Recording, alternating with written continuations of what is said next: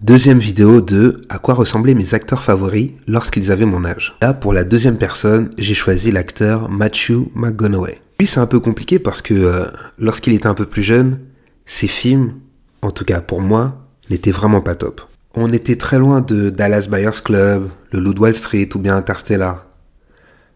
Bien loin même. En tout cas, lorsqu'il avait mon âge, il était dans le film L'amour de l'or de Andy Tennant.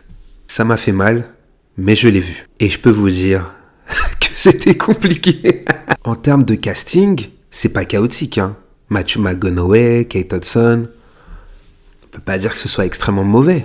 Mais le film, lui, hey, Déjà, le souci avec Matthew McConaughey, c'est qu'il aimait bien ce profil de surfeur. Il a fait plusieurs films comme ça.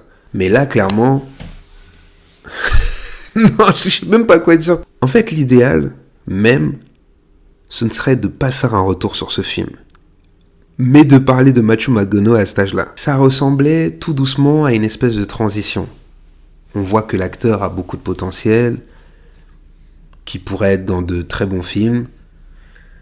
Et je sais pas si entre-temps il a changé d'agent, mais en tout cas, il y a eu une meilleure recherche et de meilleurs projets. Et par exemple, le film Killer Joe, c'est pas trop mal, ça va. Matthew, heureusement que t'as évolué, hein.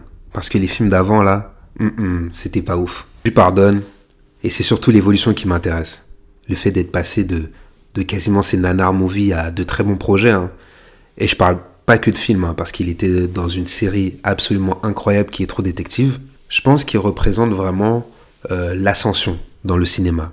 Des gens qui ont commencé bas, très bas. Je pense que pour le thème pour lequel j'aborde, d'avoir choisi Matthew McConaughey, c'était peut-être pas un bon choix.